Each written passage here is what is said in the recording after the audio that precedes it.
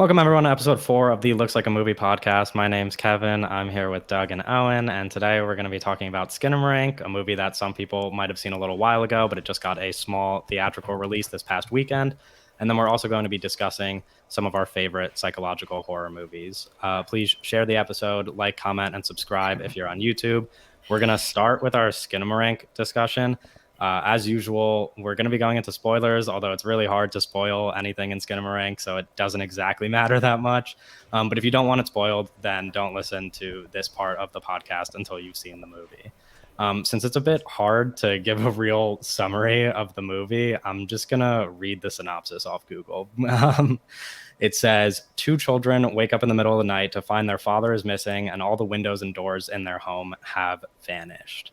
True. That does happen. That does happen. Okay, that is a part of the movie. I want to start by talking about what makes the movie so controversial and see what end of it you guys fall on, because the controversy is that people either really like this movie or think it's like the most boring thing they've ever watched and fall asleep during it. So how entertained were you guys during the movie, and did it keep your attention the whole way through? Well, me and Owen have seen it twice. Yeah. So and I refused to watch it a second time, but it's I had very two kind of polar opposite experiences. I watched it a while back whenever it was floating out on the internet on my laptop with the lights on and some distractions here and there, and I appreciated it for the craft things, but I wasn't I wouldn't have said this is one of my favorite movies of the year.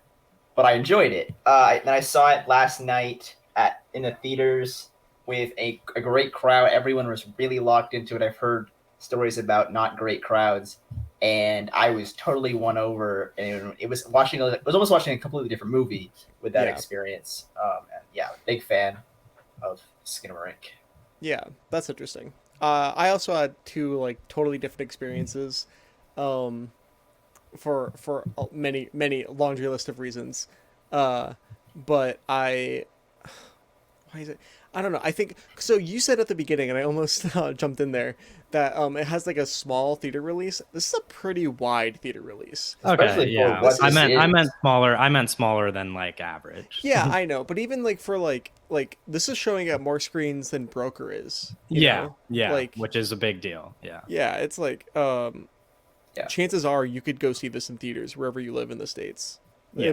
I think it's 650 theaters or something like that. Yeah. And for what this is, that is insane. Yeah. It's making a decent amount of money as well. Well, by the scale of the budget. It's making a ton but it's making a ton of money, but you know what I mean? It's making a lot of money off of word of mouth and people hyping up this movie. Yeah, which has its pros and cons with that. Yeah. Well, pros and cons with that. I don't know. I think that the discussion around this movie is annoys me a little bit, even for different reasons that it annoys you guys. Because because for me it's I think Skinamarink is pretty effective, and I keep saying it's a creepypasta movie, because that's literally the only category that really makes the most sense for me, where I'm it's a creepypasta movie, right? But people are acting like this is Michael Snow structuralist cinema, and it's this is it's not. This is it's a horror movie. I do think it's a horror movie that is asking more from the audience than some stuff that we're getting recently. Yeah, at least. That's the one thing I think that is dividing a lot of people is people that watch certain other movies and then go watch this, they might not buy in, and they're looking at it completely differently than some other people, and then it won't be as effective if you're not buying. That's why it worked for me, because I bought in. I went into this movie and I was told, I didn't know what was going to happen in the movie at all, but I was told ahead of time by the people who had already seen it, including you guys, that it was probably something that was going to scare me. And I knew at the very minimum, I knew that there wasn't going to be a lot going on in this movie, because the one thing I was told before going into the movie was nobody's face is in this movie. And I was like, okay, well, that means it's going to have to be like a little bit slow, right? Like there has to, there's not going to be a whole lot going on the screen if there's not even any faces in the movie. So I went in with that expectation, and I thought it was just going to be like a lot of like staring at things. And so the first like half hour of the movie, right? Like I was doing that. Like I tried to buy into it, and I was like, okay. And I was staring at like every single thing that was possibly on the screen. And then like that first jump scare happens. And I went into this movie thinking that it wasn't even going to have jump scares, which was maybe dumb for a Yeah. Like, just because of like the way it was built up to me, I was like, I thought this was just going to be a movie where like the atmosphere is creepy, and I didn't think anything was going to like jump out at me. Yeah. And so when that first jump scare happened, I was like, okay, well now I'm terrified because I'm so on edge, and now I know there's going to be more something in the dark. Was the first jump scare like the white screen with like the loud noise, or? Yeah, I think so. I remember because I think there's about like 5 jump scares. But the one thing I want to say about the jump scares that I've seen I've seen certain people say this, and maybe this is just because I bought into the movie so much. I'm not going to like shoot down the criticism that these are like cheap jump scares if that's like how people view them. Like they are kind of cheap, I guess, because they're just like super loud noises. Like they really jump out at you. But from my perspective, I feel like they're done very effectively. Incredibly effective. Yeah, because the movie builds an atmosphere where like if you say that like you could predict these jump scares, like I guess you kind of can in the sense that like there's going to be a jump scare around this time, but the movie like is like slow and methodical, and like there'll be scenes where it's like, oh, look under the bed, and I'm sitting there like looking through my fingers like something's going to be under the bed, and then like nothing happens, right? And then the camera like moves back up. Yeah, I know. Like the camera moves back up, and it's like you don't really know when the jump scares are going to happen. Except there's one scene where it's like pretty obvious, I would say. Yeah. But other than that, I had no idea when these jump scares were going to come, so I was always nervous. Like I was just anticipating the next one. Yeah. I hate kind of jump scare criticism in general about horror movies, where people talk about how like, oh, jump scares are bad, they're lazy and stuff, because it's like part of why James Wan is such an effective filmmaker is because he's able to, for a movie like Insidious, right? He's able to build tension to create like these really effective moments that are scary and like make you jump, because and that's like more so with the tension that he built up before that happened. And that's what Skinamarink does really well, is that it's like a lot of tension building. It's like it's building up the tension, right? That these jump scares are kind of like relieving, and like these jumpy moments. And I thought all of the jump scares were good except for one. Which one is that? The fucking phone. That shit was stupid. Oh, like the toy thing? Yeah, the toy phone. Okay. To be fair, that was like, I don't know that was meant to be comedic, but like that was like a little bit of like I didn't think it was funny. People laughed in my theater when that happened. Yeah, it's a little like cutesy fake out. I don't think it's like the greatest thing that's ever been put on fucking. No, but to be fair, I think that definitely plays to the fact of like how much the jump scares were working. Yeah, you're on ease because I was like so nervous the entire time, and then that one had like I literally that one happened and I jumped because like it was so loud, and then I just like saw what it was after, and I looked at my friend and I was like, bro, you got to be kidding me. Like it just like I don't know, it made the movie fun for me, that one jump scare, because I was like, I'm so scared that like having a little bit of comedic relief here is like, oh man, you guys are just messing with me now. Like you guys are really trying to annoy me. Yeah, in like a good way. I didn't pick up on this when I watched it, but also I wasn't really reading too deep into the movie, I guess. Yeah. Or thinking super academically or analytically about it. But I read like somebody talking about how like that was the scariest part of the movie for them after watching it, when they were thinking about it, because it was like the being in the house, like he turned the phone into a toy phone, right? Mm-hmm. Because he like got through to an operator in 911. Right. And I was like, oh, that's interesting that that there's like a lot of like putting a lot of purpose behind that. But yeah, speaking of the 911 call and just like the voice in general, I just want to put this out there now, because like this is the one thing I have to get off my chest about the movie. Like there is a lot of negative criticism, obviously, and like the most negative criticism is like we already mentioned, like this movie was just boring and like nothing happens.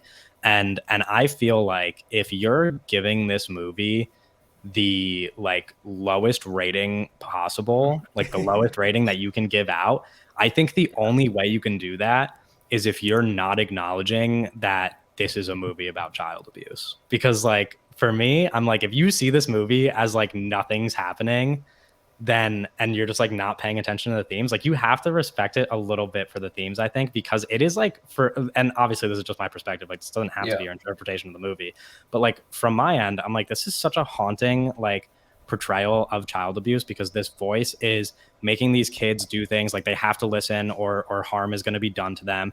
They make a 911 call and nothing comes out of it because they're like trapped in their home and helpless. Like their own home doesn't make sense to them because the doors and windows and the fucking toilet is changing. You know what I mean? Like it is so clearly like a movie where, like, from my perspective at least, so clearly a movie about child abuse that like I feel like if you're giving it the lowest rating possible, it means that you didn't catch that and you just think that I don't think they thought about that. Well, I think in order to think about that, you actually have to interact with the film, and I think a lot of people kind of disassociated. It's like I heard some people talk. I heard some people like in their reviews are talking about how they were looking around the theater, they're looking at people, how they were reacting. And they were kind of disassociating with it. I think if you disassociate with this film in like the middle of it and you kind of tap out, you're not going to get anything out of it. You have to buy in, and you have to, like, I was on like the edge of my seat during this movie. Like I was totally into it. I think if you're not going to actually get out of it what you're supposed to. And you know what frustrates me even more is that the movie gives you time to do that. You know what I mean? If these people are saying that they spent 90 minutes in this theater, right, and they were just bored the entire time, just like looking at stuff and nothing happens, it's like if you're so bored, like if you're so bored, take the time where nothing is going on and actually think about why nothing is going on. You know what I mean? Like, like if you're this bored and nothing's going on the whole movie, like take some time to try to think about what this movie is actually about. Like you might as well, if you're already bored and nothing's going on. You paid to show up. You might as well like attempt to interact with the material being presented. Exactly. Yeah, it's like that James Cameron quote that he just said in some interview recently, where he was like, going to a movie theater isn't just about, it's not really about like the quality of the screen projection or like the quality of the sound as much as it's about like the social contract you're signing to give the movie like the most respect you can in that amount of time that you're sitting in the theater. And then it gives very much like on your phone while watching the movie vibes when it's like I just saw walls and stuff. Speaking of which, someone in my theater was on their phone. I was sitting at the top row and I was looking down to like the first row, and there was a guy who at least like 20 minutes of the movie he spent on his phone. And I was so pissed off, but he was like so far away from me that I was like, I'm not gonna let that. The theme where he had like the TV or whatever, like or it's like laptop. Have you seen the picture of like a guy watching Avatar and he's playing Family Guy on his phone? Yeah. Well, that's what I was saying earlier. Is like I feel like everyone I'm talking to has like not negative theater experiences, but like the people around them were just kind of out of it and not like into it. But I'm really glad that my theater, because like my theater was jumping at the jump scares. They were scared. There was like people after the movie that were like, "That was good. I'll never see that again." That was or whatever. But like during the movie, everyone was bought in at least to the point where they wouldn't negatively interfere with other people's experience, which I was great to have that. I think. Yeah, because like I said, like people laughed during the phone thing when I was no, actually the thing that really made my theater experience like pretty negative. I have a very unique theater experience. I don't know how much I want to get into it, but the thing that made my theater experience like actually kind of negative was during the blood scene. That which I'm sure you all know what we're talking about, like when the blood is like blood on the wall. Well, like the blood is like spilling out of like the corner. Of like the hallway, and it's like it really like milks that idea really hard, I was crying in theaters. I was literally watching that, and like tears were streaming down my face. I was like Yeah. paralyzed in fear. Just something happened, like the stars aligned, and that turned out to be the scariest thing in the world at that moment for me.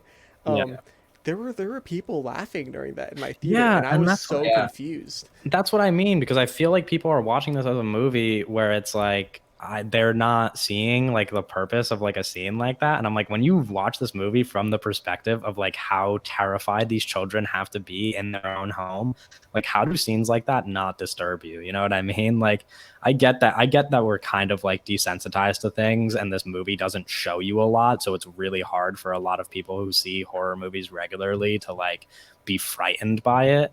But like just as an idea alone, like the fact that someone could laugh at that is like kind of crazy to me.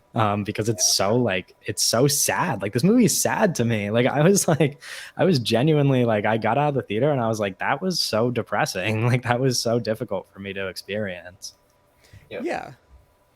I don't know. That was just my perspective. But I mean, I came home after the movie and I told my mom like the next day, I was like, Mom, I literally was like, I was so close to like to sleeping in your bed because I felt like a little kid again. Like I felt like I was like a child in the middle of the night, like calling my mom to come fall asleep with me because I couldn't sleep by myself. Like, That's funny. Last night I was just like I was laying in bed like looking at the corners of the ceilings, like thinking about like the shots. But no, it's not like in like a scare way, just like a compositional way, because it's like, they're really unconventional the way they shoot yeah. Well, the corners of the there's that one ceilings. scene with the where it goes upside down, right? That was like really Yeah. interesting to me where it goes upside down and and it only shows like the top half instead of like the entire time it's been showing Yeah. the It, bottom. it has a lot of uncomfortability in its unconventional like stuff that it's doing. Yeah. Yeah. And speaking of the funny stuff, like this is where the most laughs came from my screening at least when there was like those random like jolts of things like appearing and disappearing. And that like goes back to what I'm saying, where it's like I feel like, yeah, I guess like if it's comedic in the moment, Yeah, not it is really a weird laugh at it, but it's like because there's like like there's like the shots where it's like the empty room and then like a toilet just like appeared and like people just started Yeah. laughing, and I was It's like, yeah, like I could see how it's funny like just on the surface, but it's like if you don't like take any I time don't to think about that and like appreciate what it means by the end of the movie, then I don't know, like it feels like you're doing it a disservice maybe. yeah. But that's just my take. It also feels like a weird thing to laugh at in general, even if it's like taken out of context. Here, you just see a toilet up here. It's like really that's what we're laughing about. Yeah, genuinely, the only time I laughed during this movie is because of how scared I was. Like I was Like laughing to in match fear. the fact that I was terrified. Yeah, Like yeah. I looked at, and my friend. The good thing is, this is probably what made the experience worthwhile for me. Is that my friend who I saw it with was equally scared, and that I didn't go into the movie expecting that to happen. I thought that I would be way more scared, and he just like would not be that engaged at all, but he was totally engaged. And so every time something scary happened, I would look at him, and that's when I laughed because I was like, we both looked at each other and we were like, dude, please stop this, like end this. Well, yeah, movie. that's what the whole thing with the whole theater is. Even if you have that one friend, but if the whole theater is with you at this like level of fear, you're gonna feel different emotions. If everyone's just laughing every time you're scared, like it's gonna yeah, kind of dethrone the amount of fear you have. I'm so happy that my theater didn't take away from my experience with this movie, because it's like everywhere I looked in my theater, I was the only one, along with my friend, of course, but like we were the only ones like experiencing this movie that particular way.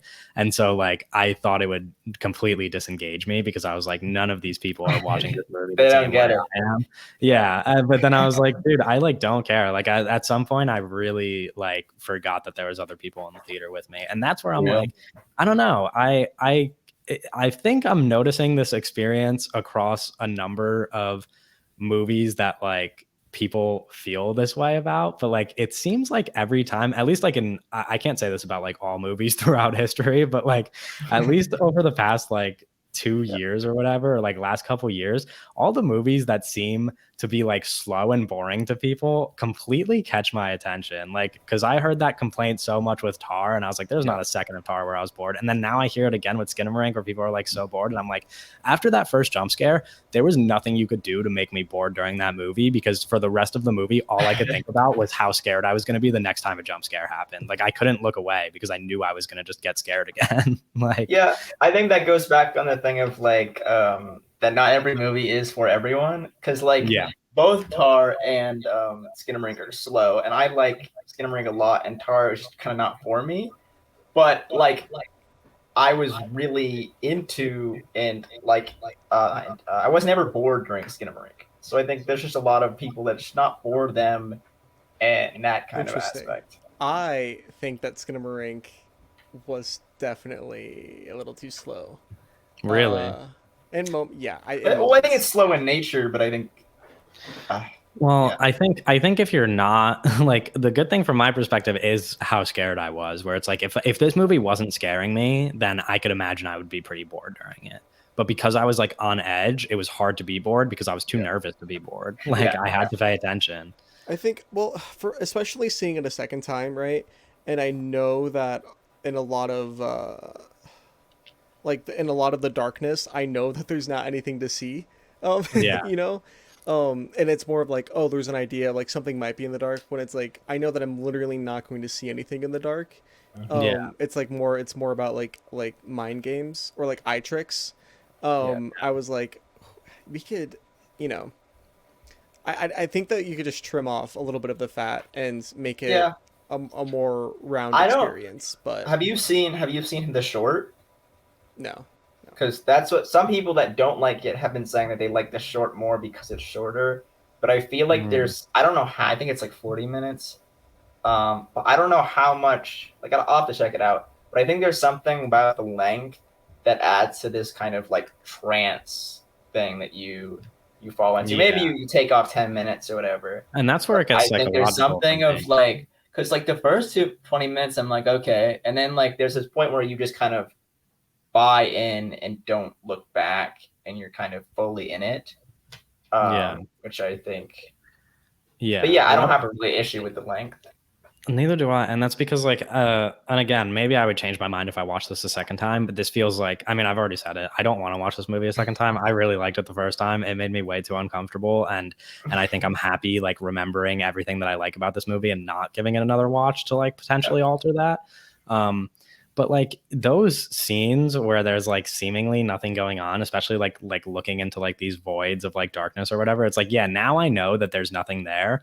But because of like the fear that I already felt, like those were the scenes that made this like so psychological for me, because I was projecting my own like fears onto that, where it's like most people are going to watch that and be like, this is just like some grainy like movie or whatever, and it's just like we're just looking at a black screen. But I was like, no, like I very much was like looking into that like darkness and like seeing like figures, like seeing things that like make me uncomfortable, because like I was so creeped out. And I was like, there could be something, like for me, I was like, there could be a jump scare here, like something could come out of this.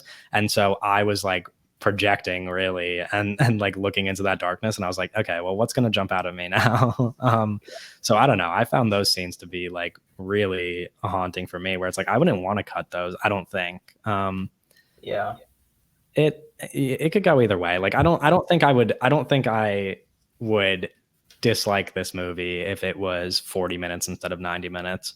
But I think I appreciate the time that I spent with it, because for me, at least, I was engaged for the whole 90 minutes. I'd imagine, obviously, you want it to be shorter if you don't like it, but that's just because you don't like it. Yeah, you know? No, I don't. I'd be down to see it again in theaters. I am. Yeah. I'll see it again. I'll do it again. I don't want to go through that again. I really, when I tell you guys like this movie, genuinely, like this is I'm so serious when I say this is the most scared I've ever been in a movie theater, or just watching a movie. Yeah, same. But like it was like a feeling, you know. Yeah, and like I had genuine capture that feeling in a bottle and like yeah.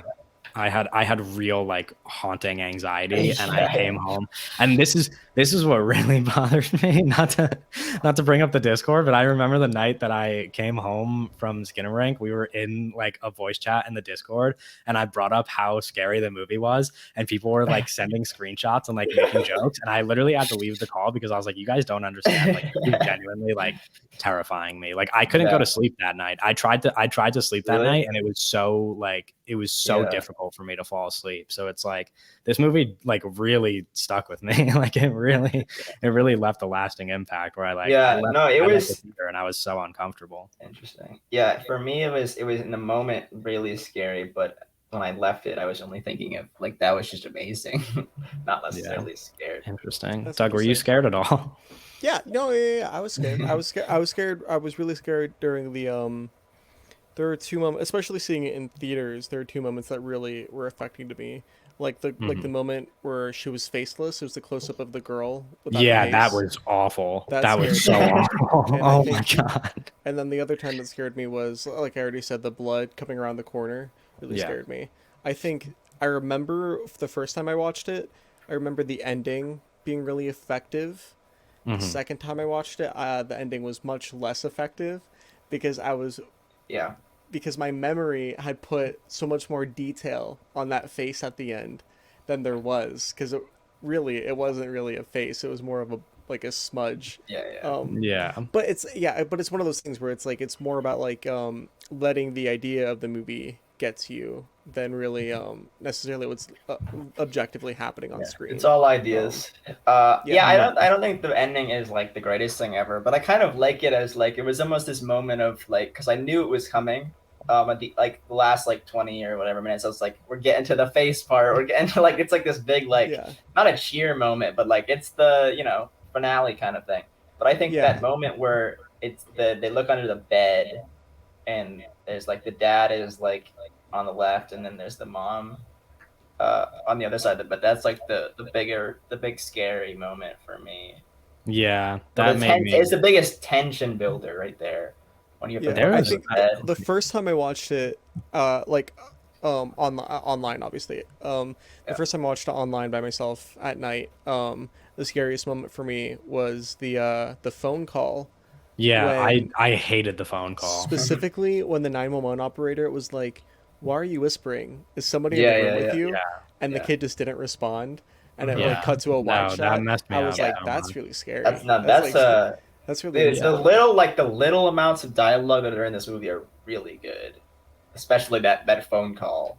Like it's Yeah. very it's just a small little moment, but it's really great. And like that phone call also like I hate to go back to this because it's such a sensitive topic, but like yeah, like this is like obviously like I'm not speaking from the perspective of like somebody who has experienced this, but like I was definitely projecting like those fears of like child abuse onto the movie, and it was so hard for me to like I wanted to cry the whole time because like that phone call, it's just so it's no like really it's like you know what I mean, Yeah, it's like no, it's so for real. disturbing to be like to put yourself in those shoes and be like I'm a kid who's being abused by my parents. I have to whisper in this 911 call because I'm Yeah, scared that my parents are going to catch me and like hurt me. It's like how can you not be yeah, like traumatized at like the thought of that, you know what I mean? Like it's just like scenes like that. I was like if I wasn't so scared I would be crying in the theater. Like if this was a dramatic movie rather than like a horror movie, like I would be like sobbing mhm, throughout the entire thing because yeah, it's so incredibly uncomfortable for me. Like that call was just like that call was like the worst experience I could possibly like imagine just like put onto yeah, a screen. So I really hated that. And same thing with like I don't want to say like the blood part was like as as affecting as the phone call for me, but like kind of like same thing where it's like you're just like these children are just helpless, you know what I mean? Like they have no choice but to do everything that their parents tell them to, and like yeah. very That's the harmful thing ways. with the amount that is shown. I was just kind of popped in my head, but the little that you see, like you never see what's outside. You never see a place that you could get away from. There's no escape that is shown. You are stuck in the confines of what you can see. There is Yeah. no like as you're implanted in the kid's kind of view. There's no way out really this situation. Yeah. And also like I don't know if like this is just a me experience, but like, you know, connecting it back to like those ideas and how like the house kind of like distorts itself. I feel like the length and like the a decision to like draw out so many of those shots where it's just like, yeah, like people are making jokes, you know what I mean, like where it's like we're just looking at the corner of a house or whatever, like Yeah. we're looking down like this hallway and nothing's going on. But for me, like I was in my head kind of doing like these like mental like images of like the layout of this house, you know what I mean? So like it kind of like distorts itself for me like as time in the movie passes, where it's like they show me like this corner of the house and like I have an idea of like, okay, this is in this spot of the house, but then like there's shots that go upside down and it's like, okay, wait, where am I now? And they always show like this little like that like circular like wooden thing, I guess, where like the staircase is and stuff. And it's like I'm trying to like map out what this house looks like in my Yeah. head, and like it's not making sense to me. And I imagine that's like, you know what I mean? Like that definitely connects back to this idea for me that like these children are in a place that is like supposed to be familiar to them, like it's supposed to be their home, but like it's not familiar. Yeah. And then they include that thing with the basement, and I'm just like, okay, well now like this was not in the Yeah, rest it's of the almost movie. kind of like it's like a dream or nightmare situation where it's like it's a familiar place, but it's off Yes, because exactly. it's not like reality. Yeah, I wish I didn't even think about that, but that's such a good point. Where it's like, yeah, that's how it feels like when you're when you're Yeah. having a nightmare, where it's like you're at this place and you wake But up from the nightmare and like you know what I mean? Like you could wake up from a nightmare and recount it and be like, oh, I was at like my yeah, high but school. it was not. It was your high school, but it was not your Yeah, high school. exactly. Like it wasn't really like, you Yeah. know, in your head that that's where you were, but like it's not it's not at It was all this like what it twisted felt like, version of because there's just like rooms that weren't there before yeah. and stuff like Yeah. that. Yeah, like that movie really, like this movie really captures what it's like for me to be a child and wake up in the middle of the night like sweating because I just had a Yeah. nightmare. Except it just does that to me for like, you know, the last 70 minutes of the movie. Yeah. And I can't imagine being like that was uncomfortable for me as a kid when I would wake up and have to deal Oh, with that. I can't imagine watching this at like 10 years old or something. Oh, I mean, I don't think it should be. I don't think you should be allowed No, to. I don't think you should. I don't think you you should. I don't think you should. But I know there's going to be kids that see this. Yeah, And that's yeah. I couldn't imagine. Well, that's the thing, is like the movie, and this kind of like circles back to what we were saying before about like how certain people probably shouldn't have seen this movie. But even in my review of the movie, I think I messed up on this end, where it's like you know, like people kind of are just talking about like this movie without giving all that much detail, and I was just like, this is the scariest movie I've ever seen. And so like the average like horror fan is Yeah, showing up they're to gonna this see theater that. like expecting like a horror movie like all the other horror movies they've seen before. Yeah. And then they're just like completely let down because they're like, what was that? But it's like that's kind of how like I feel like the virality and like the word of mouth has like spread over the internet, where it's like people are just like pitching this as like, oh, this movie's terrifying, and then people go in That's and they're how just it's like, being oh, I'm staring at a marketed. wall the whole time, you know? Yeah, it's a Um, tough. I don't know. I don't know how you would sell it. Yeah, exactly. Because I don't want to give it away. Like I don't want to tell people that you're just gonna be like staring at stuff, because then it doesn't really Yeah. one, it's not enticing for them. And like two, it also just like probably wouldn't make it that great of an experience for you if you get to go into the movie like knowing what is gonna happen. But that's kind of, yeah, like I said before, like there's not really anything to spoil in this movie, and technically that's not true. Like like we're talking about like specific scenes that like matter to the movie, but it's like, yeah, when you pitch this movie as like what it is for like its entire 90-minute runtime, it's really hard to narrow it down to something that like seems appealing. It's something it's hard to kind of spoil because it's so much of it is in the experience that you actually feel when you're looking at the images. Yeah. And I think a lot of it just boils down to like how personally connected you are to what you're watching, where it's like for me, I could not have connected with this movie more than I did. And, the that's kid's why name is Kevin. No, true. I completely forgot about it. I should have brought that up. But yeah, the kid's name is Kevin. The kid is literally They're named literally Kevin. talking to you. Yeah, no, that actually made me really uncomfortable. I'm not gonna lie, the first time they said Kevin, I was really uncomfortable. I was like, yeah, this is a little too real. Yeah. That's I really hated that. I wish they named the kid anything else. but yeah, do you guys anything else you guys want to say about Skinamarink? Because all I want to say is that I really love this movie. I'm never gonna watch it again. Yeah. At least I don't think so. But this movie worked for me in like every way that a horror movie could scare me. Like it made me all the right kinds of uncomfortable. And I'm gonna be thinking about it for a while. So Yeah. cool. Good. All right. So let's talk about our favorite psychological horror movies in general then. And the thing is like if we hadn't, I just want to bring this up, like if we hadn't talked about Skinamarink this episode, like I very well would have picked Skinamarink as one of the psychological horror movies I wanted to bring up during this discussion, because like that's how much I like it. But now that we've exhausted it, we could go into some other movies. So who wants to start? Who wants to give us a movie? I would like to bring up The Village, directed by M. Night Shyamalan, as a very notable psychological horror movie that I think is pretty good. And some people might say, "Oh, that's not a psychological horror movie," and to those people, I say, "Shut up," Yeah. because it's fuck. Are we allowed to spoil The Village? Yeah, sure. I mean, okay, I say you spoil all of these movies because I need like some, at least for me, 5 of the 6 movies you guys chose are movies that I have not seen. So I need a bit of have a you not sales seen The pitch. Village? I have not. No, I need sales pitches for like pretty much all these movies. But like, should we tell Kevin the twist, or should we let him like? That's the thing, experience because the twist is like It's that's so good. that's It's what so makes good. it a psychological kind of Yeah. thing. To be fair, I'm gonna end up watching the movie quite soon before. No, I know. Okay, so without spoiling The Village, I will do my best, right? You could spoil the other movies, It's- just not the M. Night one, because we're gonna get into detail on that. It's a psychological horror movie because it's way more about the idea of the monster than the monster itself. So if you don't know, if you haven't seen the movie like Kevin, The Village is about this village, right?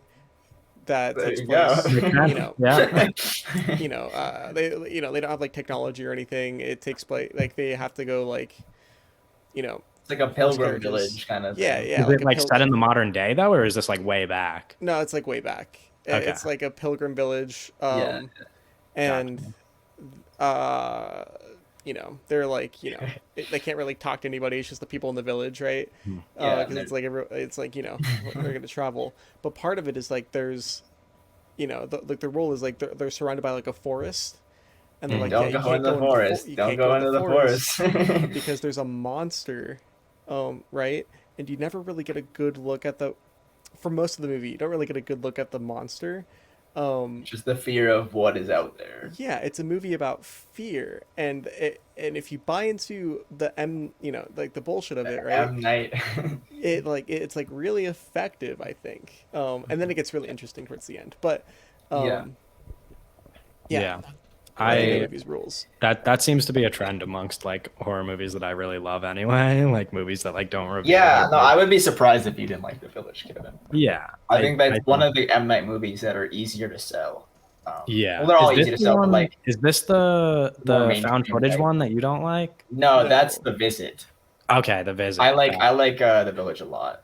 Okay, cool. Because I mean, it seems like as a concept that seems appealing. I like movies that do that, like build up. Also, the cast is like stacked. The cast is crazy. Yeah. Bryce Dallas Howard, Joaquin Phoenix, Adrian Brody, William Hurt. Wow, Sigourney Weaver, Brendan Gleeson. yeah. This is a long list. Everyone you could have wanted is in that village. Yeah. Oh, Jesse Eisenberg. Yeah. Oh, he's like way down the list though, so I assume he doesn't play a major role. Yeah, but he's in it a good amount, I would say. Okay. That I remember, like, for being that low on the list. Yeah. No, this seems like very, very appealing to me, I would say. I don't know which like M. Night movie I'm the most excited to watch. I think on The this Village you should probably on this little binge, but I feel like Have you seen The Split? Village.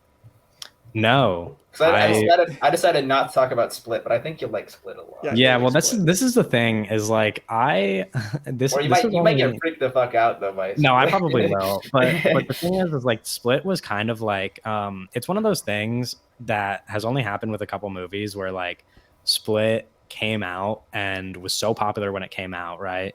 and then like I missed it during its like theatrical run, and then I just like never revisit it because of like how much I heard about it, right? So I was just like, okay, well, this is just like one of those movies that I missed that year, and I've just like never gone back to because people like talk about it a lot or like bring it up a lot, and I'm just like, okay, well, now this is like forgotten. Like I'll get back to it eventually, but now I don't feel like this like rush to get to it because I missed like the experience that everybody else shared with it. But like I'm still excited. I mean, I know I've heard a number of details about the movie. But and I know its connection to the like trilogy. So I know that those things exist, and I imagine, should I watch those in order? Yeah. So you just have to watch Unbreakable and Split before Glass. It doesn't matter if you watch Unbreakable or Split first. Just Glass to be the last one you see. Yeah. No, I would say other than The Village, Split is probably the one that I'm the most excited for. Because like that's just one of those things where it's like I have to revisit this, you know. Like, anyway, Doug, what movie do you want to talk about first? Oh no, not Doug. Oh, my bad. I was sorry. I assumed that the M Night movie was Owen's movie. No, that was I decided to. I guess I can transition into Raising Cain, because I decided to do Raising Cain instead of Split because they are similar, but we're going to talk about M. Night later down the line, and I don't know when we're ever going to talk about Raising Cain. So so Raising Cain is kind of Brian De Palma's. It's Split before Split.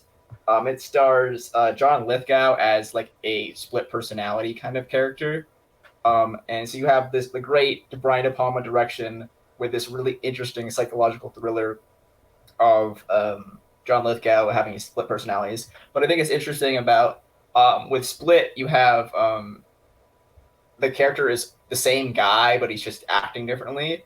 With Raising Cain, you have John Lithgow. It's like kind of like there's two people in the same shot, like they're talking to each other, and you can see that visually. So there's like oftentimes there's like 5 of them or whatever. I think it's a really fun kind of. Yeah, it's another great addition in the Brian De catalog. There's a lot of fun because you have John Lithgow kind of just yelling at himself and stuff like that, as well as there's a lot of thriller elements as well. Yeah. Does that like, because the movies that I brought up for the most part, or like the movies that I'm going to talk about, are ones that like definitely have like a real like psychological effect on me. Like, does this like movie bother you at all, or is it just like something that you think is fun? I wouldn't say there is like there's a lot of psychological elements going on, but I wouldn't say it bothers me as much as it fascinates me, like both with conceptually like the idea of it and the shots that De Palma uses in this film are really great. But that makes sense. It's a really great one. Have you seen this movie, Doug, or are you also? No, I don't think Doug has. No, I haven't seen like any Brian De Palma movies. On any? Oh, you see Mission Impossible? Yeah, I've seen Mission Impossible. I like that one a lot. Did you not watch Carrie? No, I've seen Carrie. Yeah, I've seen Mission Impossible, and I've seen Carrie, and I've seen Scarface, maybe. Yeah, I like Scar. We that could be a different conversation that we have at some point. But it still amazes me that Owen like has not watched Scarface. It's 170 minutes long. Like, what are we? I don't like Oliver Stone. I don't know. I'll get to it. Yeah. We'll talk about that another time. It's no Raising Cain. It's okay. That good to know. I really like Scarface, but that's just Scarface is probably my favorite drama. But basic take. My first one is Get Out. I feel like for my picks, I went with a lot of movies that are like largely social commentaries, because that definitely is like an element of psychological horror that matters to me a lot. Is like, how does this apply to like the context of like the world that we actually live in? Like, am I going to think about this movie? All 3 of mine are social commentaries too. Yeah, well, I'm not saying they're not. I'm just saying that was like kind of like my like path of like thought when I was like picking out my movies. Is like because obviously like Skinamarink is this movie that just like genuinely like terrifies me, right? Like it just like actually made me uncomfortable. But for the most part, like I'm mostly disturbed by like movies that like actually leave like a lasting impact on me, and how like long they last after after the runtime. And it's really hard to like not apply that to Get Out, because I think like I don't know if is it I feel like enough time has passed to spoil Yeah, Get you Out, can spoil right? Get Out. Don't. Because I Again, like, everyone's seen that movie. yeah, I would hope so. But like, but the ending of Get Out to me is like the like peak like effectiveness for like a movie just like offering social commentary and kind of like just like subverting your expectations, I guess, where it's like the movie like so like so effectively applies to this real world context where you see like a police officer show up at the end of the movie, and you like at that point in the movie, like after all of these events have happened and after you watch this guy like and you're like, oh, he's gonna get out of this. Like Yeah. seeing a cop show up is like the worst thing that you could possibly Yes. think of, because it's like, Right. of course, when like of course at that moment after this movie has just thrown like all of this social commentary about race at you, like a Yeah. cop is going to show up at the end, and this is going to end like the most tragic way possible, and then for it to like be his friend is just like the amount that I was like on edge when the police officer shows up. Like it's just like it just pisses you off, you know what I mean? Because you're like, Yeah. you want to see this guy escape so bad, and then that happens and you're like, oh, I'm so angry now. And then it just like it relieves itself and you're like, oh, I mean, like, thank God, obviously. But I just Get think that's Out. like it's really hard to be as effective as that, because it Yeah. applies so well to like the world that we know is like reality. Get Out's a good movie. Um, Yeah, hot take. Yeah. yeah, you know, like the sunken place imagery has become like so Iconic. like it became like instantly Engraved iconic, in right? Uh, the culture. and that Allison Williams, is that her name? Yeah.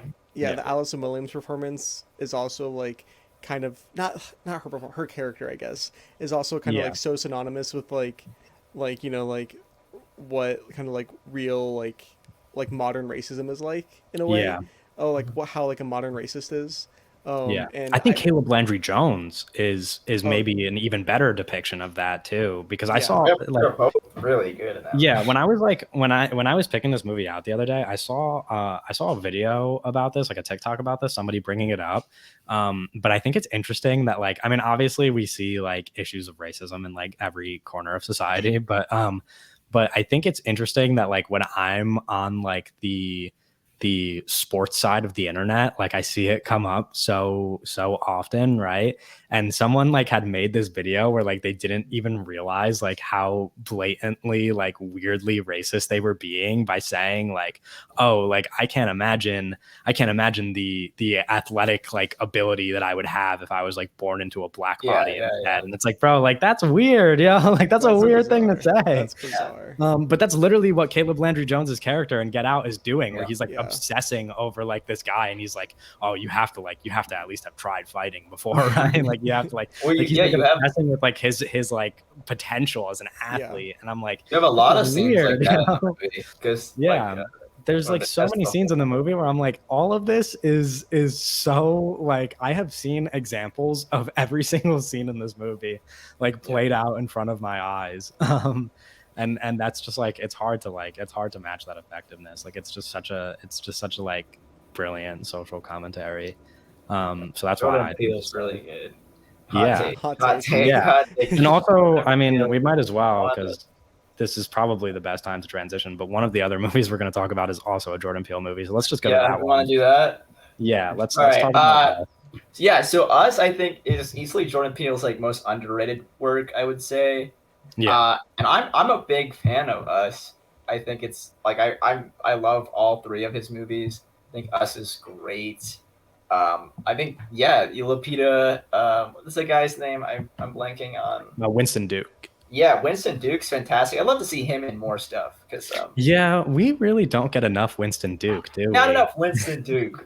We need And it's more weird Winston. because he has like a pretty high level of celebrity, I feel like, right? Because at least for me, like when I'm on the yeah. like I see people talk about Winston Duke a lot. Yeah, Like, I think that comes from how the yeah. Marvelization of him. Yeah, but he's also not like even the main or Well, yeah, second or third main character in his Marvel movies. You know what I mean? Yeah. No, I'd love to see them kill him in the Marvel movies and him like start doing like better like jobs. Like do we like put him in like I don't know.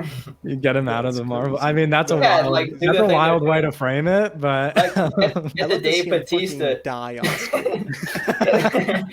get the Dave Batista treatment really and get out of there while you Yeah. can and go Yeah. be in like an M Night movie or a Yeah. Denis He's so movie. talented. And the thing is, like he has like a real level of celebrity. No, Like, yeah. So I see people like obsess over him, really. well, yeah, they like yeah, but yeah, I think Us is a really fun. The whole like killing of like the clones or whatever, the twins fighting each other is a Devils, fun kind of imagery kind of concept with in the horror genre. You would say Gemini Man-esque, even. Oh, I wouldn't. But some might, but I wouldn't. Yeah, Be no, inspired in a way. I think Jordan Peele is really good at the stuff that he does, and I think this is maybe his most. I don't know if I would say, but it's definitely a really fun movie. Yeah.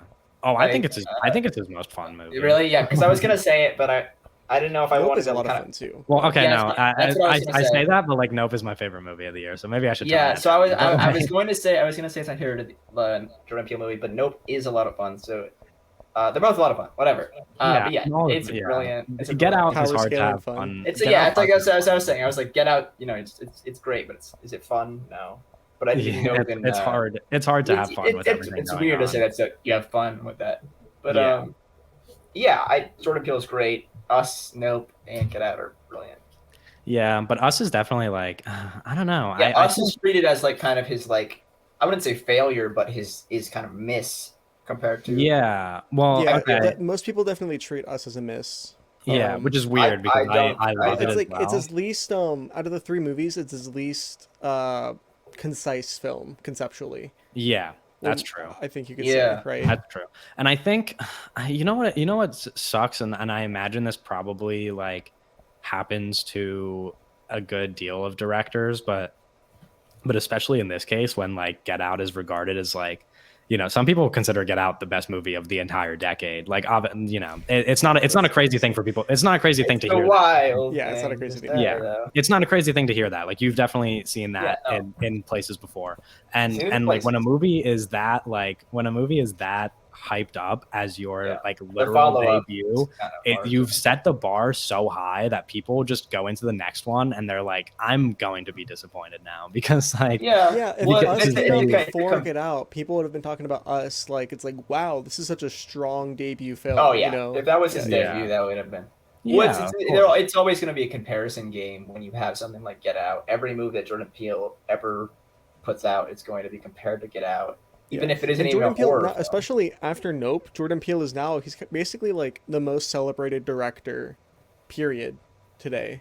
You know, like in a way, yeah. I think there's a lot of like even backlash on Nope. Like a lot of people were really let down by Nope. And it feels like love Nope though. Yeah, of course. A lot of people really like Us too, though. You know what I mean? It's like, I mean, there's definitely more love for Nope, but there's this kind of feeling that Nope isn't. I don't know. I've seen stuff online where it's but you know what I mean. Get Out was good, and then everything else is like, I don't like the Logan Paul opinion. Yeah. Okay. Yeah. Logan Paul says Nope's bad, so it must be bad. Yeah. I mean, I already talked about that when I talked about Nope on our best of the year. But yeah, it's like I can agree that he's definitely kind of maybe the biggest like name when it comes to newer directors. But it does feel like he's gonna get pushback on all of his movies and like his post Get Out run, because it's just like Get Out doesn't really get that pushback. And the thing that I want to say about Us is that like I mean obviously I picked Get Out, so I probably like I think it's such a smart social commentary, of course, like not really a hot take, but I do think that Us kind of gives you more to think about than his other two movies, where like, yeah, because like it's like Get Out is super smart, but when you watch Get Out, you're like, I know what this movie's about, right? Like it's kind of hard to miss the point of Get Out. I'm not saying that people aren't, not saying that some people don't miss the point, yeah. but like it's a bit harder to miss to miss the point of Get Out. Whereas like with Us, like you do really have to like give it some thought and pick it apart, which like from a psychological horror perspective makes it like very effective, because it's not just, it's not just like, oh, this is a movie about this, and like, yeah, there's clear themes in Us, but I don't think they're presented to you in nearly as neat of a way as something like Get Out does it. Yeah. Yeah, I agree. You know what else isn't presented to you in an incredibly clear way? Yeah. Under the Skin, directed by Jonathan Glazer. written and directed by Jonathan Glazer, based off a book of the same name. One of my favorite movies ever. I feel a little bad even like trying to labeling this as psychological horror, but I was struggling a little bit, and I think a lot of people would call this psychological horror. Yeah. Interesting. Under the Skin, a movie neither of you have seen. I'm gonna pitch this movie. Okay, to be fair, I really want to watch this movie, and if you can sell me enough on it right now, to be fair, Kevin really wants to watch this movie. Don't act like Kevin doesn't want to watch this movie. Here's my Under the Skin pitch, right? So Under the Skin stars Scarlett Johansson, who is an alien, who weaponizes her sexuality to her. Let me rephrase that. Scarlett Johansson plays an alien who weaponizes her sex appeal to lure men in and use them as prey for like unspecified reasons. And unspecified as like they don't tell us, or that you aren't going to tell us. Unspecified as in it's very vague. Okay. The scenes of her like killing people, I guess you could say, are very surreal and weird. Gotcha. I'm annoyed by this movie because I feel like this movie, in terms of like, not in terms of like people that like care about art or whatever, but in terms of like popular culture, this movie's only known as like the movie that Scarlett Johansson gets naked in. Yeah. Which that's fucked up, considering the real like the themes of the movie are about like sexism and like the objectification of women and stuff. So that feels bad. That tends to happen with like a number of movies as well, where it's most of the people that treat it like that probably haven't seen the movie. Yeah. No, but I think that's a trend that you can definitely monitor in a lot of movies, where people will like directly they'll directly contribute to the things that the movie is critiquing, even after experiencing the movie. A lot of media literacy going around.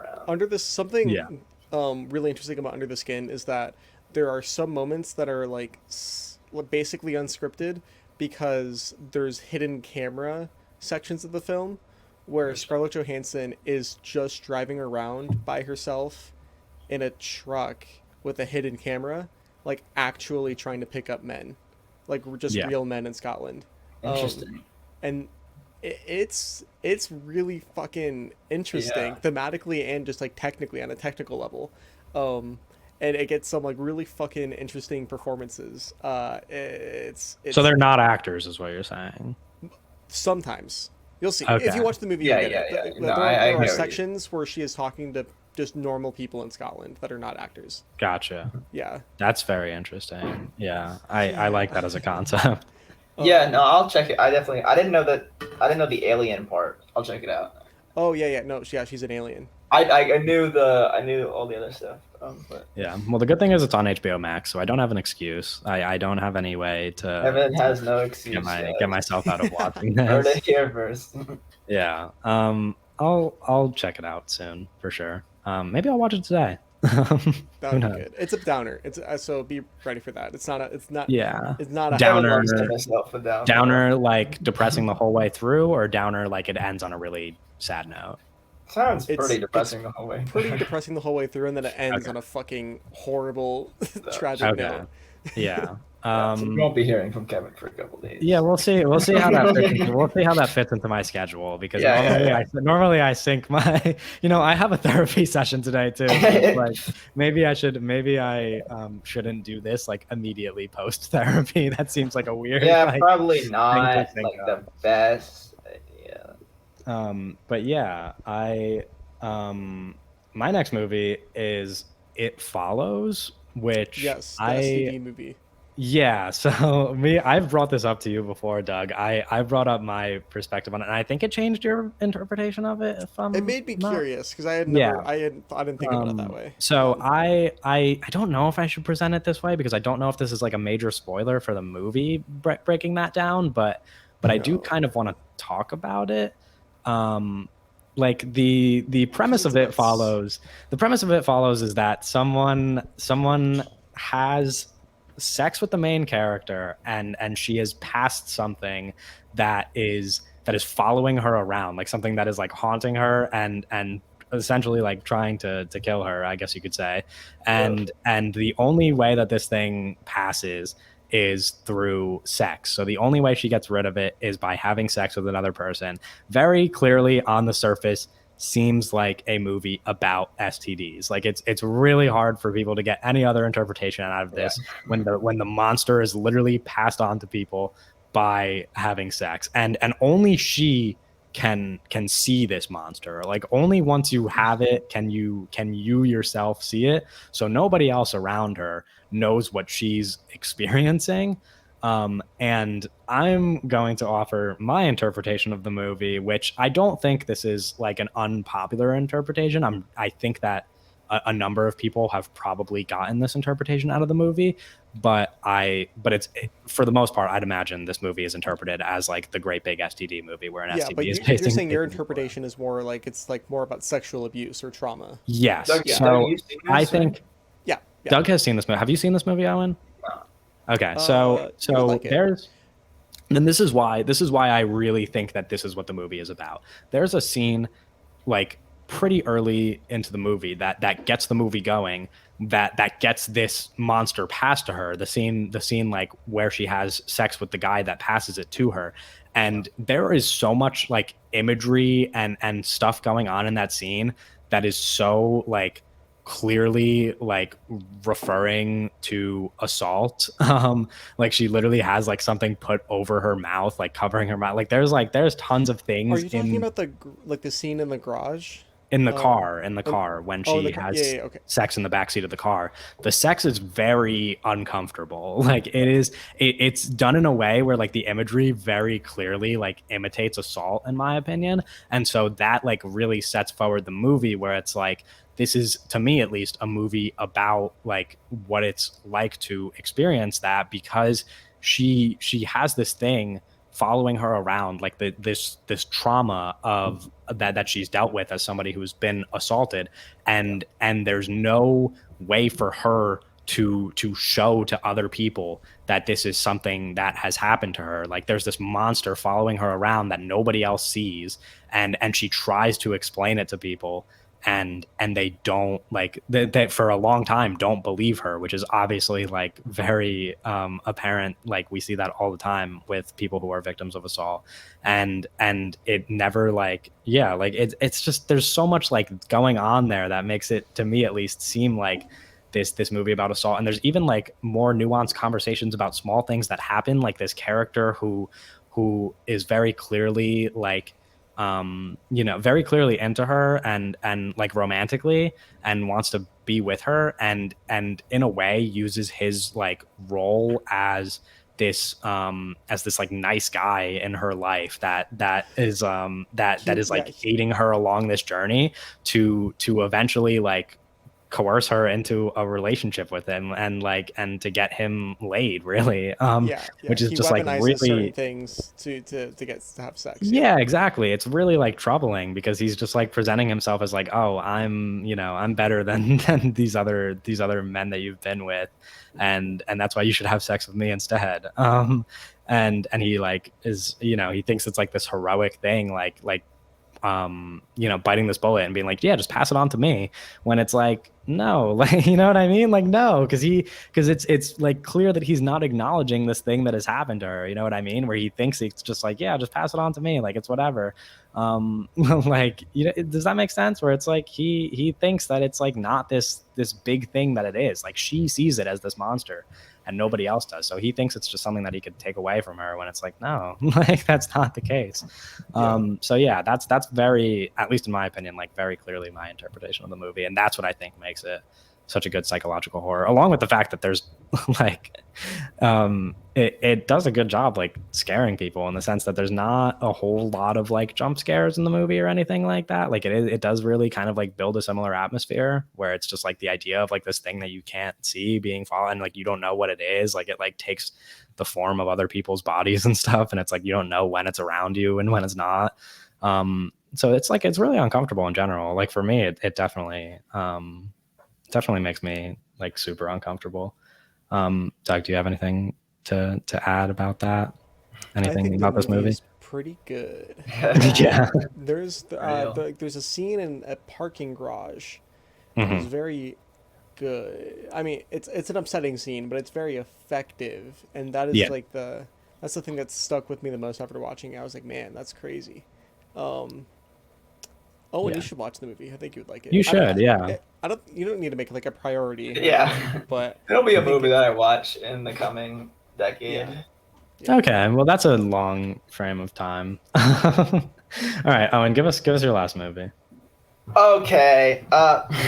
My last movie is Argento's The Stendhal Syndrome, which may so far my favorite Argento conceptually. I don't think it's my favorite like in total, but basically You're Stendhal saying Syndrome. that this movie shits all over Suspiria, and if you think Suspiria is better, then you don't know No, anything about movies. I probably like Suspiria a little bit more, but I think conceptually, Stendhal syndrome. Yeah. Is it Stendhal? Stendhal? Yeah. Whatever. Who knows? Who's to say? Who's to say? I think it's far more interesting conceptually. I'll kind of just gonna read the Google definition, but it refers to a collection of intense physical and mental symptoms you may experiencing while or after viewing a work of art. And it starts off with our main character in a museum, and she's looking at paintings, and she's getting these like reactions, like mental reactions from the paintings. And there's really cool imagery being played with, and there's a lot of like interesting shot stuff with this whole looking at art and getting reactions from it. And then the whole psychological horror element is with this. There's a lot of sexual assault, like revenge stuff going on. But then there's this big that it's with that. It's like a basic sexual assault revenge story tied in with this really interesting concept of like very mental and physical reactions to art. It's fast. I just saw it like a week ago, but I think it's fascinating. So, Yeah. rape revenge about paintings. Yeah, yeah. Word. But it's hard to kind of like uh, talk about because it's very like imagery based. Okay. Is his daughter the star of the movie? Yeah. She's in a lot of his stuff. I've only seen like 3 or 4 of his movies. Yeah, that's like She a stars criticism a lot. of Argento is that she's in a lot of his movies, and she gets like I think she gets like naked a lot in his movies or something. Yeah. So Yeah. that's like Well, that's the that's whole. something that She's people. like the main character getting assaulted, which Yeah. Yeah. that's kind of where I'm not like the biggest fan of some of those scenes, just because they're long and graphic. So those aren't like fun to watch. But I think the stuff that they're playing with this the paintings and stuff is really fascinating. Because I really like the inclusion of like art in art. If that makes sense, like Yeah. a lot. So yeah, that kind of sold me from the jump. Yeah. And I mean, the it's concept you described is definitely like super intriguing to me. That And is I interesting. Yeah. like this is, I don't think you guys know this, and I shouldn't admit this, but I actually haven't seen any of his movies. You haven't seen Suspiria? So no, I have not. I mean, I want, Wow. yeah, like I Yeah, have no. all of his movies. or I have a lot of his movies on my watch list. Everything I've seen Yeah. from him, Argento, I've really enjoyed. This is just one that's kind of sat with me since I've seen it because it's They seem like so they would really interesting. bother me. Like they like in a way, like not bother me as in like I wouldn't like them, like bother me as in like they'd make me uncomfortable. Like I don't just think like Suspiria would bother you at all. interesting. You wouldn't I don't think know. it? I see the poster for Deep Red and I'm like, this is my nightmare. Really? Yeah, I haven't seen Deep Red. I want to see. I think I'll see Deep Red next. I have Deep Red on Blu-ray, but I haven't seen But it. you haven't seen it? Yeah. Yeah. Yeah, I don't know, there's a couple- the classic tale. Yeah, I watched Phenomena from him as well, which has Jennifer Connelly as like she's like 14 starring in it. Yeah. That's really good as well. The one that intrigues me the most, I don't even know how to pronounce it. Is it Tenebrae? Oh, I don't know know how what you- you're talking about. I don't know. Yeah.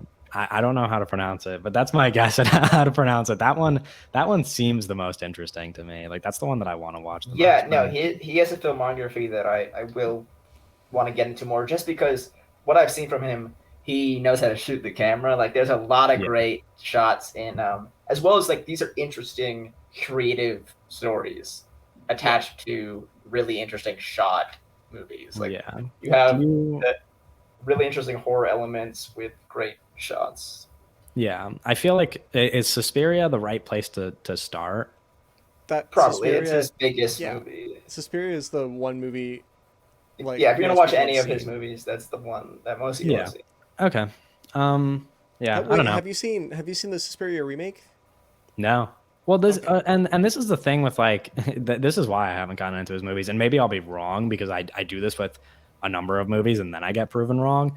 But be like, and I've brought this up to you guys before, but like because of how easily I get scared, I'm just like I don't want to watch horror movies by myself, and a lot of times I'll think a movie is going to be scarier than it actually is, so I like play into my head a little bit where I'm like, oh, I'm gonna get scared by this movie, and then I just like don't watch Suspiria it. really isn't that upsetting. Yeah, I Yeah, was gonna that's say what I'm I don't saying. think there's some like graphic stuff in some of his stuff. I wouldn't say it's necessarily scary, but I would say it's extremely creative and unique. But I don't think Yeah. the scare is the goal. The scare isn't the goal. It's more like there's gross stuff in it that's happening. Yeah, he Yeah. works in like, he works in like giallo for a lot of his films, right? Yeah. Yeah. Like the giallo kind of like idea of a genre, which is Yeah. not, we're not talking about like Skinamarink, you know what I mean? Like, Yeah. There's not like a jump scare or anything. It's just yeah. like Yeah, I'm definitely. really creative, highly stylized, like giallo. Italian. Yeah. That's, Italian. they're just Italian movies. Like you don't know. Yeah. You're scared You of get some it. meatballs. Okay, I need to stop. that is crazy. That's crazy. On that topic, while we're at it, might as well talk about my last pick, which is easily the movie that scares me the most out of my 3 picks, and probably just one of the movies that scares me the most ever in general, which is Martyrs. I know Oh, Doug shit. has seen it. Has Absolutely. Owen seen it? No. Okay. You should watch Martyrs. That's my sales pitch. I can't. Should I? Yeah. This movie disturbs me in ways that like maybe only 2 other movies ever have. Probably not even though. Like this movie might just be like the most disturbed I've been watching a movie, and I think that the only like conversation I've heard against that is that like it like the horror has like aged poorly, I guess, where like the gore just like doesn't like look No. that good in the modern day, which is like fine, but I don't like the gore is not what bothers me. It's like this Yeah. movie makes me extremely uncomfortable because of the ideas that it's presenting. Exactly, like the ideas of the afterlife and dying and Exactly. all that stuff. Like that's what really makes it so unsettling. psychological for me is Yeah. that like this movie is like a journey of these people going to the biggest extremes to discover like what's there in the afterlife, and for me that's just like such a terrifying idea to dedicate yourself so much to what happens after you die rather than like placing value on like your actual life like while you're alive. It's Like a to movie be about, able like, to cruel human curiosity. You know? yeah, exactly. It's so uncomfortable because it's like you're willing to do these just like insanely inhumane thing, like the most disturbing and messed up things that you could possibly do as a human to another person simply because of your like obsession with the afterlife. It's just like, yeah, it's hard to not like it's hard to not be unsettled by that, and then to pair it with like these things that I'm mentioning, where it's like you don't really know that that's what the movie is about until much later. And so like when you're just watching like the actual, you know, like the things that happen in the movie, like you're watching things that nobody wants to watch. Like these are like insanely like violent, gory, just like awful I'm trying to remember things the that are setup happening. of the movie, right? It's about like two orphans running away or something. Yeah, Yeah, essentially. and like the first half hour of the movie, it seems like it's gonna play like kind of like a more traditional kind of like modern horror in the way that it's stylized with like leading up to jump scares and kind of like like creepy Yeah, being that you don't know anything about is terrorizing, like is it a ghost or yeah. something. It's And jump then scare heavy in the first half for sure. yeah, Like and that's then where it they all like happen, really. goes away from that into being just like this really fucked up exploration of like torturing women. And then Yeah. like that's really it. Again, the second half is really just like this one character being Being like tortured yeah for being like 40 minutes. Yeah, which is yeah like awful to watch. Like it's it's really really upsetting. hard. It's really hard to tell anybody to watch this movie because it's like why would you Yeah, want anybody to have to experience this movie? that's why I've kind of Um like not been interested. I'm like, I'm good. yeah, and that's where I'm like I this is one Yeah. of the few movie, not the few because it's like whatever, like I don't mind hearing different opinions, You but this is love one of those. movies. Yeah, this is one of those few movies where I'm like, if you hate this movie, like, what am I supposed to tell you? Like, like, who wants to experience this? Like, who wants to like have to go through whatever, like 90 minutes of of like just Is it only? brutal It's only torture. 90 minutes. I think Lesser. It's pretty it's short. 100 minutes. It's 100 minutes. I think that Martyrs is an interesting movie to pair with a discussion about with Skinamarink, because I think they both have a similar problem in that they are both referenced. Sorry, I burped a little bit. Is that they're both referenced by a lot of people as like the quote like scariest movie they've ever seen, Yeah. um, and that sets the expectations up all wrong for people. Like that is not the way that you Yeah. should, It's not the way you should go Yeah, into a well, it's movie. because it's Yeah, like because exactly. that's what I went into because I had because I the first time I watched this movie was back in October a couple months ago when I was putting together my like list of like horror movies for October that I wanted to watch leading up to Halloween, and I put off Martyrs for the first couple weeks of October because I was like, this is easily the movie that's going to scare me the most, right? Like compared to the other movies, I was like, I don't want to watch this, like I want to put this off as much as I can, and yeah, it's not scary in the way that I expected it to be scary, is what I will Yeah. say. So I Um, watched Martyrs in the October of 2019 for the first time because I mhm. was like, yeah, I want to watch the scariest movie ever for Halloween, Yeah, and I watched it by myself, and I like by the end of the movie, I was just like, this was not the vibes I was looking for. Like Yeah. yeah, these vibes are fucked Yeah. up. Like yeah. It's that's what I mean. It's not scary in the traditional sense that people might sell it to someone as. It's scary as in like this is the most disturbing, like fucked up thing I've ever had to put myself through. You know, but in like like an earnest way, yeah, yeah, yeah, not like a Saw movie, right? Like yeah, yeah, but it exactly. does have Well, a little bit it's of Sawism, but if Saw was like yeah, full like based in philosophy. yeah, exactly. And that's what I mean, where it's like if you're just like that's why I like feel like it's just a fair critique wherever like you lie on this movie, because it's like, yeah, nobody like philosophy aside, right? It's like if you don't want to watch like a woman get tortured for 40 minutes, like philosophy doesn't matter at that point, right? It's like this is just a messed up thing where it's like if you just don't want to watch someone get tortured for 40 minutes, then like you are totally valid in that criticism. Like you could hate on this. Yeah. But if you can like stomach that, which I'm not expecting anybody to, but like if you can, it is like the philosophy of the movie is what like makes it really disturbing for me, along with obviously the fact that you have to go through all this stuff for 90 minutes. Yeah, and that's why it's a psychological horror. And I think it's Yeah. aptly put as a like that you aptly describe it as a psychological horror Good job, because like Kevin. that's the real scary part of the movie, right? Yeah. Like there's fucked up stuff that happens and that's kind of scary, but it's like the real part of it that's scary is like the ideas that the movie leaves you after you watch it, and it's like, man, that's fucked up. Yeah, You know? it's hard to not think about this movie after it's Yeah. over. Like it's really hard to not sit with it. But yeah, I don't know. That's my sales pitch is like, watch it if you want to go through this, and if you don't, then like totally okay. Like don't go through it, because we just described like how awful some of the stuff in it can be. Okay, last movie on the list, Doug. Hit us with Perfect Blue. Oh, right. Okay. Yeah, right. So Perfect Blue is maybe the psychological horror movie. I think that this movie like perfectly fits into that peg of what you think. Like you hear like, oh, it's a psychological horror movie. It's like, oh, like Perfect Blue perfectly fits that peg. You know, it's like it's a maybe more of a thriller than a horror, but it's pretty horrifying. It's about basically it's about this dancer or like this pop idol, you know, as they call it in Japan, who is has a stalker who is stalking her, and she is kind of going into like this like kind of like surreal breakdown as she like quits being a pop idol to pursue an acting like a career as an actress, and she's being terrorized by a stalker who has like a blog post that is saying things about her, like pretending to be her, and her acting career isn't going out very well because she's you know she has to do like these less desirable roles, and it's like everything is like really weighing in on her psyche, and it kind of culminates at like this very interesting ending, and it's great. It's hard to, I guess it's a little hard to talk about Perfectly without referencing Black Swan. Yeah, I was Black gonna ask Swan, that.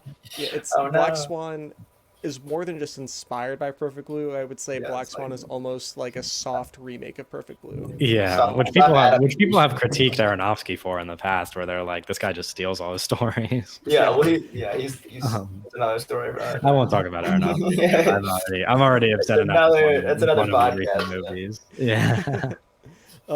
But yeah, I know that neither of you have seen Perfect Blue. I think it's Perfect Blue is I hate throwing this word around because like we all have different tastes and stuff. I just think it's kind of like essential cinema, in terms of like being culturally plugged into like movies as like an art form overall.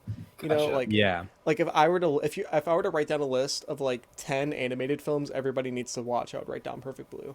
Yeah, Um, I'd imagine that's like pretty much the consensus that I've heard about it. And then like this is what I hate about like, I mean, obviously like no way we're ever gonna get through our watch lists. You know what I mean? Like we're gonna have stuff on our Well, watch list. I'm getting through mine. I don't know. No, you're I don't know what not. you're Like talking about. I am you know getting very through. realistically that you are not going to die having seen every movie that you want to watch, right? I'm gonna die Like, having seen every movie. Well, I'm not gonna die, but I'll okay. probably Okay. Well, Owen's built different than us. die. But my point is like it's annoyed me that I've put it off because of like it's only 80 minutes long. Like I really should like Yeah, prioritize Kevin, it you because can I do can get it. through it so Yeah, it's I quickly. short. believe in you. Put on some Subway Surfers underneath your screen, mate. Just like how Yeah, like how Screen would do Rant, that? Subway Actually, you know Surfers, what? Family Guy. Why don't I download it and split it into 15 different TikToks and then upload the entire movie with Subway Surfers Yeah, under? and then you can watch it.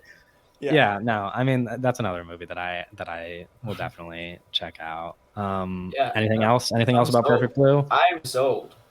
yeah, it's good. Yeah. You guys should both watch it. Maybe Well, we could let's do do a a soft Perfect revisit Blue of it Under the after you guys both Skin. watch it. Remember the Blue Yeah. Under the Skin double feature tonight. Yeah. I'd be interested Wreck in ourselves. yeah, I'd be interested in talking about like Perfect Blue in detail. I think Yeah. this is definitely a movie Why that not? yeah. Yeah, it's good. Kevin, what are we doing next week? Okay, yeah, that's gonna end Yeah. our discussion for now. Kevin. You guys could let us know what you thought about Skinamarink. If you if you hated it like some other people, you guys could let us know what your favorite Let me psychological know how much horror you hated movies are. Skinamarink. Yeah, Yeah, everybody, but add Owen Patnoy on Twitter. Tell him how much you hate Skinamarink. Yeah, Real. tell me all. But yeah, next week, episode 5, we're gonna be talking about movies that predict the future and apply them to the context of our world today. Movies that apply a lot to things that we see in the world right now. So yeah, we'll see you guys next week.